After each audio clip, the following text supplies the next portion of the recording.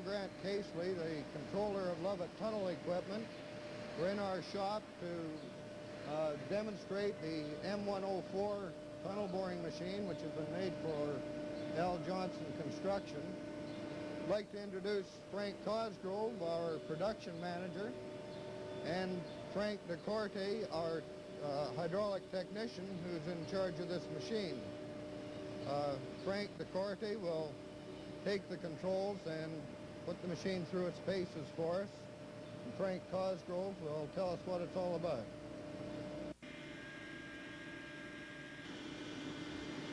The rotator head will now be started and rotated. It can be rotated in either direction. A demonstration of the floodgates opening and closing will proceed.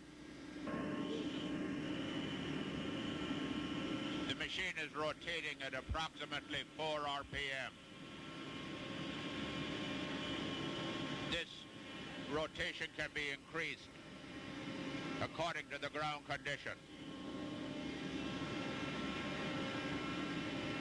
You will note the floodgates are now being closed.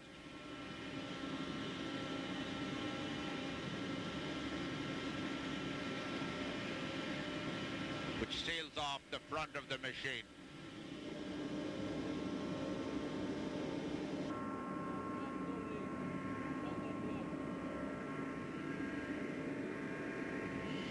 The rotor is now being turned counterclockwise.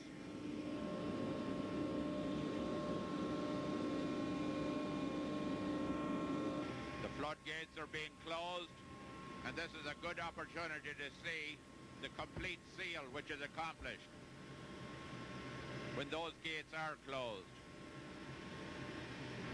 There is a backup hydraulic system. Should the power fail, the floodgates can be operated and closed completely, which affords good protection to service people and men who work in there, servicing the front end of the machine, or teeth, or what have you.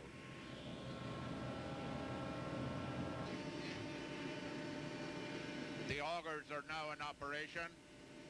The augers can be operated both together or separately. They can also be rotated clockwise or anti-clockwise. Complete hydraulic control. The conveyor belt is now being operated. The speed can vary according to the soil conditions. Adequate to remove the dirt from the face of the tunnel. You will also note that the conveyor can be moved from the head of the machine to allow the mechanic to work at the head should the occasion arise.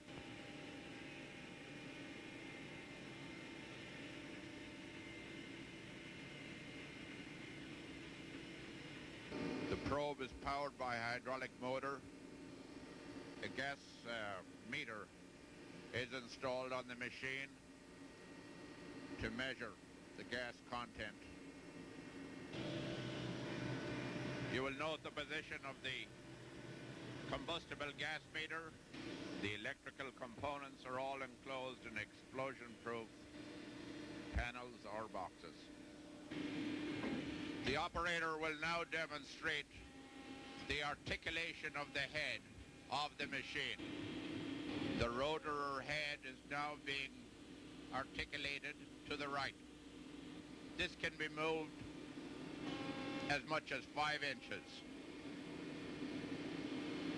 You will note the bottom section of the rotor being raised to climb a slope. The hydraulic control makes this operation very smooth and easy to accomplish.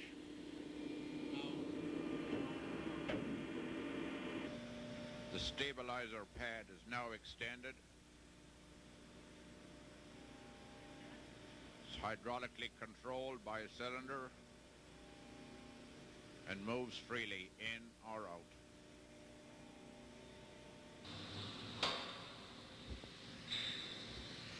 The operators will now demonstrate the movement of the segments and the erection of the segments using the electrically powered trolley, which lifts the segments.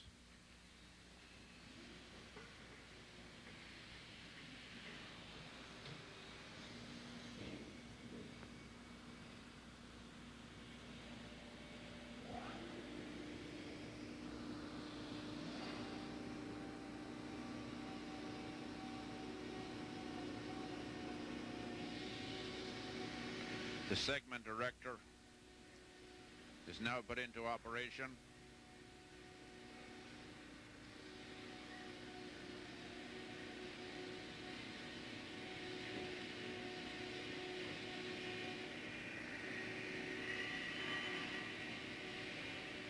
You will note how the latch closes, which is secure and safe. Now the segment can be safely moved into position. This hydraulic cylinder on this machine has a special built-in valve